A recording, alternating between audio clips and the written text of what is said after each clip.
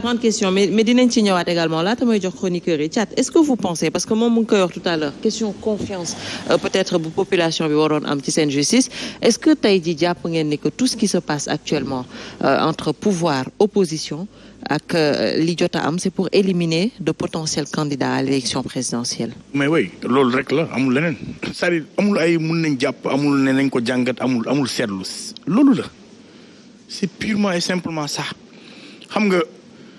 Sénégal la ñu nekk c'est vrai que par exemple procès Karim Wade c'était une demande sociale. Réduction des comptes nañ delloo si li ñu jël et tout ñu listé 25 personnes ñëpp am yaakaar demande sociale. Sénégal bu fekkee xaalis boobu xamuñu fu mu jaar. ñëpp yaakaar. donc non seulement jàppuñ keneen.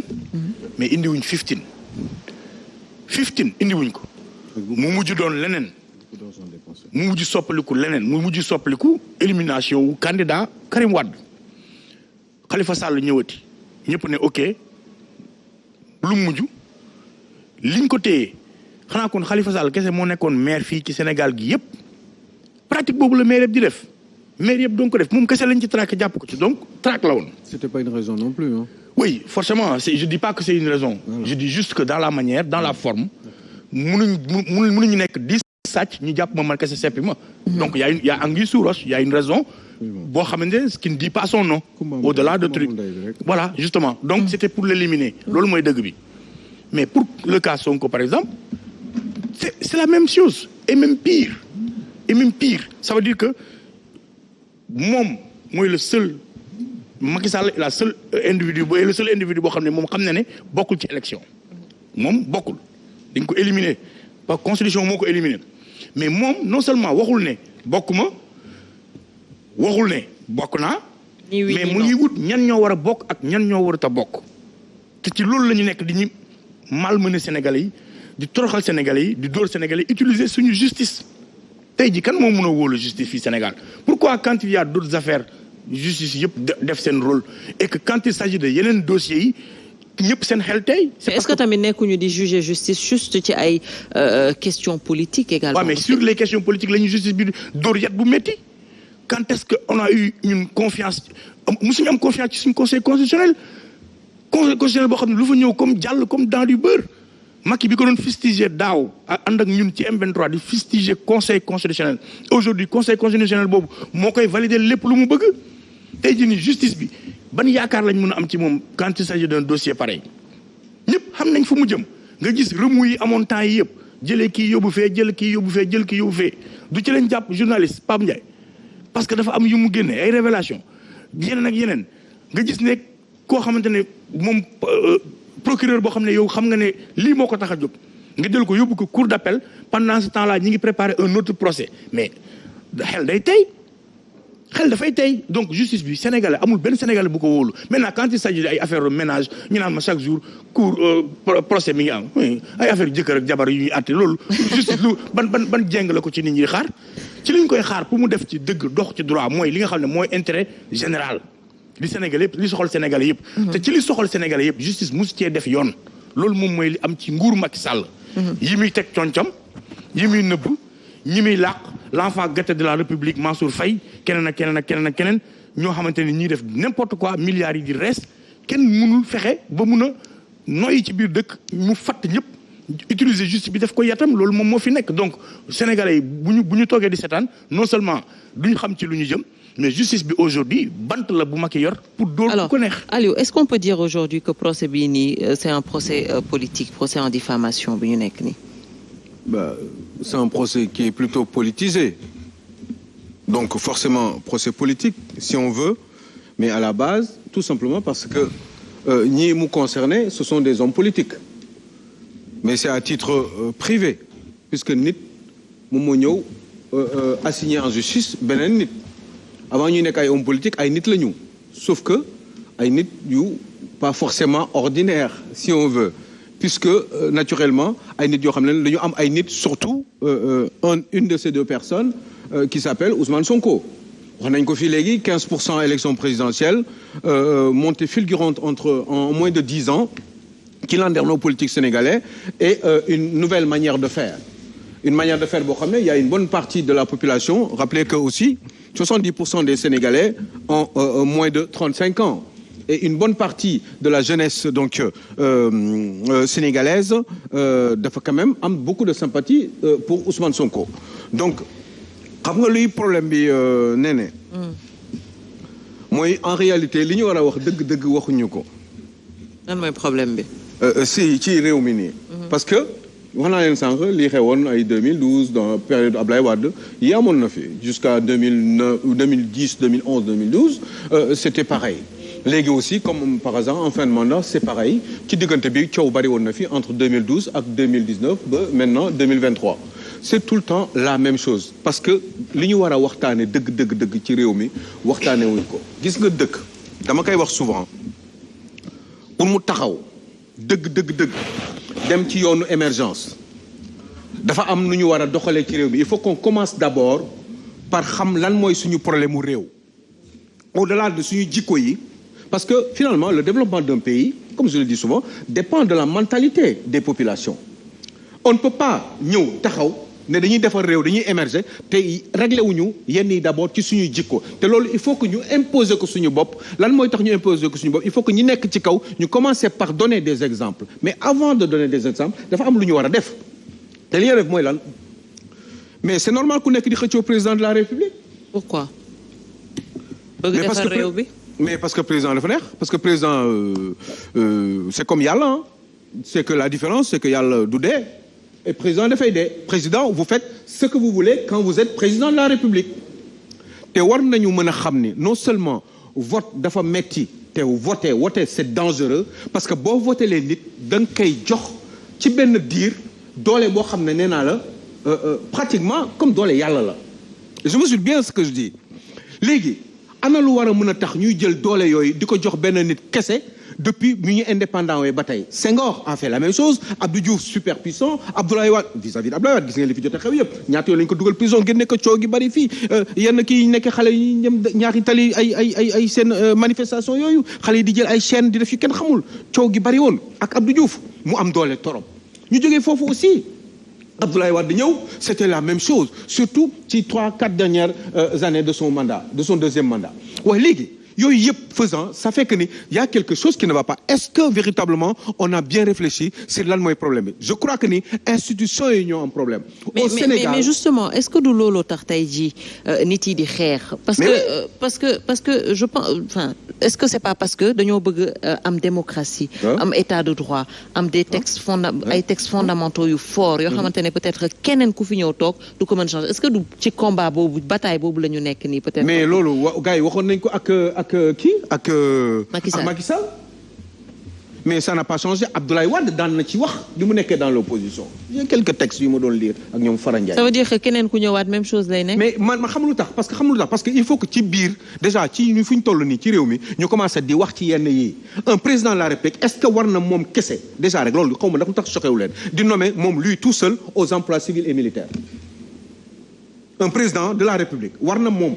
Est-ce que xalaat ngeen ne warul am benn espèce de échange buy am entre ñaari pouvoir yi maanaam président bu xalaatee ni Néné Aïcha dama la bëgg a fal béréb sàngam c'est une zone c'est un poste stratégique est-ce que waru ci waxtaan ak avec l'Assemblée nationale ci benn commission boo xam ne dañ koy créer ci biir Assemblée nationale mais pas cette forme d'Assemblée nationale que je vois là où ku nekk mën nga fa dugg su ma yeewoo suba teel léegi bu ma neexee man président de la République ñi fi toog ñii ñëpp ma def leen député bu élection jotee ñu changer le mode de scrutin au Sénégal ba nga xam ne dootoo waxati man diw moo ma fal nga xam ne boo duggee biir Assemblée nationale te idée yaa ngi fi te pourtant kenn du ci wax le type de scrutin il est mauvais pourquoi du ñu dagg Sénégal en autant de circonscriptions électorales maanaam 165 députés la ñu dagg Sénégal en 165 circonscriptions mu am un système à 2 tours képp ku mu neex ku nekk dans des conditions am le profil amuloo benn gàllankoor nga nekk candidat ci biir kii bi avec peut-être ñu def un petit peu de filtrage ba nga xam ne du 10-20 personnes ci benn circonscription boo xam ne 5 députés moo fay génn ay 50 personnes di fa bokk parce que il faut aussi ñu économiser xaalis bi yooyu yëpp faisant ay xalaat la yoo xam ne waroon nañu ko mën a def nga xam ne képp ku génn ci commune ci circonscription électorale boobu da ngay dem biir Assemblée nationale te yaa koy yóbbu sa bopp képp koo xam ne nag même boo bokkul parti politique am nga droit ci sa gox ni nga mënee nekk maire demander pour nekk maire nga demander pour nekk député à l'Assemblée nationale waaye léegi yooyu yëpp dina gën a joxe liberté gars yi mais fii tey nii mais mënoo ma ne Macky Sall mënul jël ay 50 personnes jox leen poste pour ñu nekk député ba pare ñoom ngeen di ñaawlu le fait que ñu naan ñoom député Macky Sall lañ Ousmane Sonko mënul jël groupe am jox ay nit def leen député parce que moom moo ko bëgg mu def leen député ngeen ne ñooñu du ñu député Ousmane Sonko Khalifa Sall ça va être la même chose Abdoulaye Wade ce serait pareil donc loolu mooy continuer ba tey et vous voyez bien Macky Sall mi ngi koy def mais c'est pareil dans l'opposition Ousmane Sonko ku mu bëggul mu nekk député ci biir Yewwi doo ko nekk Khalifa Sall c'est pareil ñoom ñoo ci waxtaan ci seen biir ñoom ñaar wala ñetti leader et ils ont décidé kan ak kan ñoo war a nekk ci yenn positions yi. On peut préciser maintenant. Voilà. Il termine juste après, je vous donne la parole. Bah, je sais plus. Hein. C'est quoi le problème? Allez-y, Aliou. Hein? Terminé. Non, parce que vous m'avez coupé. Je croyais que c'était. Non, allez-y. Voilà les meilleurs. Hein? Allez-y, je vous écoute avec plaisir. D'accord. Donc man, li ma intéressé, moi que ce pays-là, ñu wax parce que gis nga. C'est pas parce que c'est comme avec je vous tiens sur la barbichette vous me tenez sur la barbichette ñuy xoolante ni ngay xool may xool ngay xef may fer démocratie noonu la war a doxee ñuy xoolante teg mbir yi ñëpp li si teg seen bët yooyu pour mu am dafa am loo xam ne il faut ñu lijjante ko sa njëlbeen mooy institution yi un président de la République est trop fort en Afrique au Sénégal moo tax gars yi di ko xëccoo moo tax boo changé boo nekkee ci opposition bi nga xëy yeewu nekk président de la République booy seet anti li muy gën a dem ngay gën di changer. Parce que fi ñu lay teg la parce que dayoo bi ñu lay jox la il faut qu'on change le système déjà. Et je pense que pour que ça change. il faudrait des candidats ñu inscrire ko ci seen programme. que changement am alternative am qui est élection. mais vous pensez Néné Aïcha que la limitation des mandats mooy problème ci réew. surtout un pays qui est en voie de développement un pays boo xam ne dañ ko war a tabax xalaat ngeen rek fii yéen seen akulaay taala ni changer mandat tey Macky Sall mi ngeen gis ni tey jii nii. gouvernement bi nit ñi nekk ci moom nii. Abdoulaye Wade bi muy daanu il avait 36 ministres gouvernement am 34 tey ñu ngi ci Macky Sall si c'est pour changer tekki nii rek et que mbir mi changé wul en profondeur. un changement de fond. ça ne sert à rien. Ils sont tous pareils ils se changent ils s'interchangent ils font pareil. ñoom ci seen biir la xam nga lan la ñu war a def. tout le monde est d'accord mooy waxtaan ci suñu biir xool lan mooy problème bi d'abord. kenn du ñeme fii est-ce que gis ngeen chef de l'opposition yi patron yi. kenn ñëw taxaw ne léegi nii ñun dañuy wan doole président de la République Sénégal ñu ne dañuy changer façon yi fale nga assemblée nationale yi mais ñoom mënuñu ko def sax parce que ñoom seen bopp ñi ngi choisir ay seen député bopp pour yóbbu leen assemblée nationale. d'accord boo ko demee député pire kan la woon kan moo ko fa teg xanaa du Moustapha Sy boo tax boo waxee dara Moustapha Sy mu saaga ko wala mu doon ko c'est normal comportement yooyu attitude yooyu non c'est un exemple parce que moo xewoon assemblée nationale mais d'autres exemples mi ngi fii boo waxee dara diw Kouamati day d'accord il faudrait oui loolu façon mentalité boobu état d'esprit boobu il faudrait que ça change il faut qu'on soit libre dans nos têtes très bien il ne faut pas qu'on soit trop dépendant dans ce pays là et ñun booy xool même bu ñuy dépendre même dans l'opposition sax bi ñuy préparer nit dañ koy def comme président alors que nit ki yegg ko fa sax alors que moom nekk du président dañ koy préparer pour mu nekk président dafa am ay attitudes ay comportements ay doxalin un président qui surveille ses cadres mais des cadres aussi qui surveillent le président qui le prépare ci ay attitudes ci ay comportements ci ay doxalin ba nga xam ne bés bi mu yeggee ci cappaandaw ga coow dootul jibati Lamine Bara parce que ce sera que du filtrage naturel. Lamine Bara utiliser la justice pour éliminer des candidats êtes-vous d'accord avec cela? Merci Néné, j'écoute avec beaucoup de plaisir mon frère Aliou. C'est que tu vas venir animer une conférence devant les cadres de la paix sur la réforme des institutions. Beaucoup d'argent. Merci. Bon, déglu naa sànq mon frère de Gëm Sa Bopp mais xam nga Néné dossier 94 xaw ma 29 milliards yi. C'est pas gratuit le fait que le PASTEF di agiter ce discours. Pourquoi? Parce que bi ñu ñëwee Saliou là où je suis pas d'accord avec vous dañu andi ay réformes teg ay instruments yu transformer tey Sénégal jëlal le PUDC on a eu des lourdeurs dans le circuit administratif. Le président a eu l'ingéniosité de créer cet instrument-là PUDC. Moi je suis un enfant ci monde rural bi àll bi laa jógee. ñaata forage ñaata maternité ñaata la ñu recruter ñaata piste la ñu xaal. mais c'est ça qui a réformé. Je viens Saliou non laissez-moi parler moi quand vous parlez je vous écoute. Je viens au dossier des 29 milliards dama leen wax lan moo tax Pastef agité loolu. lan moo tax. ñu ñëw. Pastef moo ko mujj nga jël yeneen instruments yu ñu teg. Poumon au niveau des frontières. Tout ça on connaît. Promoville. Tout ça on connaît. Ce qu'on a fait. Mais tout ça on connaît. Ça a impacté oui ou non sur le vécu des Sénégalais. Quel est le rapport? Je viens maintenant au 29 milliards. Quel est le rapport, oui. Bi ñuy créer les Prodac. c'était lan jeunes yi dañ doon jël mbëkk mi ay milliers di dem ci géej gi di dee. jusqu'à présent mais ba léegi ñu ngi fay dem. ba léegi am na. mais le président a eu cette ingéniosité. ñu def le montage mu commencé impacter Itato. CFA Kër Massar est en chantier. Kër Massamba Kane est en chantier. Ne dites pas que les domaines agricoles c'est du mort non parce que du ngeen génn Dakar. Vous voyagez pas, Saliou. Non, vous faites pas le Dakar, vous faites pas Dakar, c'est Saliou. Il faut aller à Itato. Il faut aller au DOC de CFA.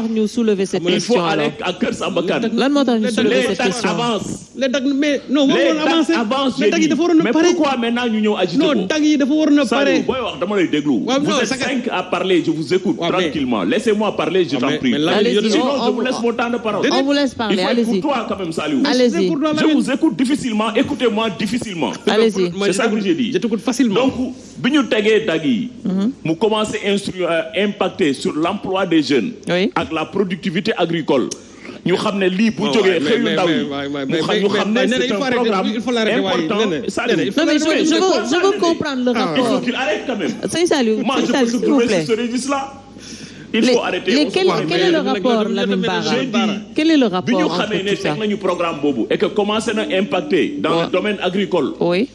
Les bailleurs ñëw ci vous voyez que la banque ak yeneen partenaires ils vont mettre leurs ressources sur des projets yoo xam ne xamuñ ne c'est pas innovateur. Donc ils ont vu que ça a marché après. Ñaata pays africains ñoo ñëw ici pour s'inspirer de l'exemple du DAC.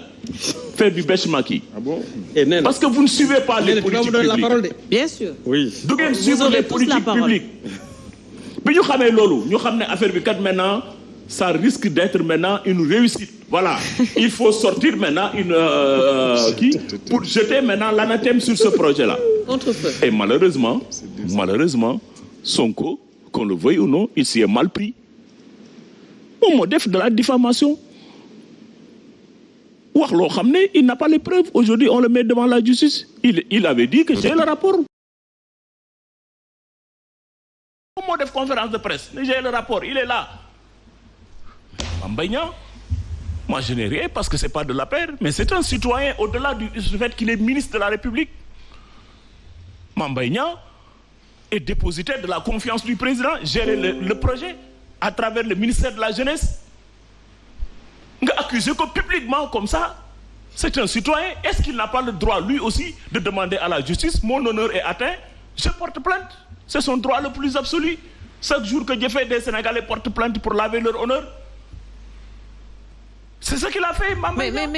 Mais monsieur Gaye, on est d'accord nga porter plainte pour laver ton honneur. Mais je veux dire, ci espace politique quand même, on a vu combien de fois ay nit yoo xamante ne yenn kàddu yi ñu koy waxaan et pourtant on laisse passer. Est-ce que pour de tels propos mën nañ tey dem ba nit di perdre ay droits civiques am pour ne pas participer à des élections? Comme on le dit, la loi elle est dure mais c'est la loi. Bon, de fait, diffamation, moi je ne suis pas juriste. Juriste, tu as 10 jours. Est-ce qu'il n'y avait pas d'autre manière de régler cette question? J'ai dit, tu as 10 jours pour apporter les preuves. Si vous n'apportez pas les preuves, vous allez en procès. Et ce qui est en train d'être fait, est qu'on le veuille ou non. Oui. Les avocats de Sonko, ils utilisent la possibilité que leur donne le code pénal. La justice a coopéré. Même bien récemment, quand ils ont évoqué des questions de santé, mais la justice a reporté pour le 30. Donc, qu'on le veuille ou non, le juge est clément et il suit la procédure. Mais c'est ça le problème. Mame Mbaye Niang est un citoyen sénégalais. Il a le droit de porter plainte pour laver son honneur. Attendons de voir ce qui va arriver. Tout le problème, c'est ça. Parce que si le gouvernement a un instrument, il commence à changer le Sénégal radicalement. C'est Saliou. Le stade du Sénégal là est là. Quand le Sénégalais a inauguré l'équipe nationale jeu fauve, si tu es un Sénégalais, la fibre citoyenne va bouger. Le centre Abdou Diouf aussi, hein, mais ça nous coûte. C'est ça la vérité, mon frère. Gouvernement, vous faites politique publique, de go ben, c'est Saliou, je vous mets à l'épreuve. Vous n'entendez jamais un opposant nous apporter des critiques avec des offres politiques alternatives. Ah non. Mon frère de Gumsepop, Macky Sall, troisième mandat, Macky Sall, troisième mandat. Tout le discours c'est autour de ça. Vous pensez que nous, de la PR et de la coalition, on a peur de perdre le pouvoir. Bien mais sûr. Vous vous trompez. Dans une démocratie, sécuriser vos arrières. L'élection ou bien la défaite c'est normal, c'est les règles d'une démocratie. ku bañ ñu dóor la bul yore réew. Macky xamul loolu de. dégg nga c'est ça la vérité dañu dem élection fii perte ñaata commune y compris Dakar est-ce que ça nous a empêché de continuer à gérer le pouvoir ana ñi gagné woon Dakar ils ont fait leur mbumbaay après c'est quoi l'État continue ñu on continue à gérer nous respectons parce que ay Sénégalais ñoo leen votel. D'accord. Donc ne pensez pas qu'à l'APR nous on porte comme ça le poids du 25 février. Non, 2024. On n'a pas peur du 25 février. Mais on n'a pas peur du 25 février. Nous irons à l'élection du 25 février. Mais il faut que ça soit très clair, mon frère. Je dis bien, il faut que ça soit très clair. Vous irez à l'élection du 25 février. Personne ne terroriser Macky Sall ou APR ne doit déposer candidature ou Macky Sall ne pas être candidat. Si vous pensez que vous pouvez chauffer ce pays, brûler ce pays parce que Macky Sall ne fera pas candidat, allez-y, on verra. C'est ça la vérité. C'est ça la vérité. Et pourtant la même chose s'était passée en 2011. J'ai dit élection présidentielle affaire ou Ken nit la. Non. Si Macky Sall dépose, personne ne peut empêcher Macky Sall, s'il le veut, de déposer sa candidature. C'est grave alors. S'il dépose sa candidature maintenant, nous, sur une partie, nous apprécié. Mon point de vue n'est pas important. Moi, j'ai dit plusieurs fois. Contre troisième candidature.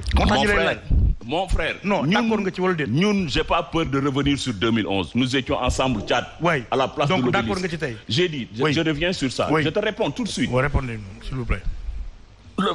2011, nous sommes dans la place de l'Obélisque. Oui, la candidature d'Abdoulaye Wade, la troisième candidature d'Abdoulaye Wade. Nous avons conseil constitutionnel décidé valider la candidature d'Abdoulaye Wade. Nous avons élection. Le 25 février également, vous Macky Sall déposé candidature. Conseil constitutionnel de oui, nous avons élection. Non, même tout de suite. Avant Abdoulaye Wade de déposer, nous avons troisième. Mais bien sûr, nous étions contre. Qu'est-ce qui a changé entre-temps? Troisième candidature. Mais j'ai dit, ma position n'a pas changé. Ma position n'a pas changé. Ma position n'a pas changé. La constitution, je te dis pourquoi ça a changé. Pourquoi il y a une différence?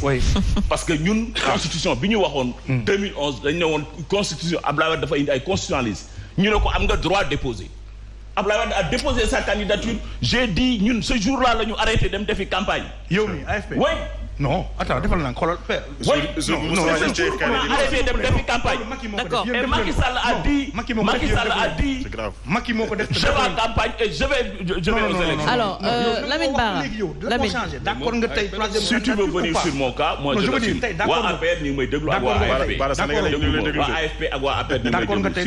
mon cas, je te dis. Moi, d'ailleurs, je suis AFP. Parce que il faut arrêter ce combat-là. Le Conseil constitutionnel décide. Qui période Bob man la Macky Sall recevoir. D'accord. Et je suis allé à la paix. Très bien. Et on a mené le combat, on a battu le PDS. Alors. Mais ne pensez pas que nit man nous terroriser pour que voilà nangam nan dañuy tal fi Dakar tal ay pneu Macky Sall du déposer candidature. Saliou. Si Macky Sall dépose sa candidature, bëgg bëré bañ bëré. Alors, s'il y a des gens il y en a marre ou ailleurs qui pensent qu'ils peuvent brûler le pays. Il y a des Sénégalais qui ont il y a des Sénégalais qui ont voté le budget, les forces de défense. D'accord. Écoutez-moi. Écoutez, mais vous allez m'écouter, je termine par là. Terminez par là. Ils n'ont pas dit qu'ils vont brûler le pays. Pardon? Ils l'ont pas dit. Terminez par là. Brûler le pays, ça a commencé depuis plus d'un an. Il cherche à brûler le pays. Macky n'a pas brûlé le pays. 2011. Macky brûle le pays. Mais j'ai dit, il y a des Sénégalais qui ont dans le budget de l'État, ils ont le pouvoir de garantir la sécurité, c'est les forces de défense et de sécurité. D'accord. Voilà, ce sont ces gens-là d'assumer la sécurité. Et ils l'ont commencé, ils le font très bien. Alors, c'est ça la vérité aussi. Kader, tout ce qu'on voit là. Maintenant, allez-y. Alors, il n'est jamais là. suñu gisee violence yi yëpp am suñu gisee procès yu ñuy jàpp ne que c'est des procès politiques on a l'impression que yooyu yëpp dafa suspendre ci benn président de la République ak cette question sur le troisième mandat on a l'impression que tey jii président de la République su clairoon sur cette question tension bu bëri dina apaiser wu. Est-ce que sax li jiitu mooy duñ njëkk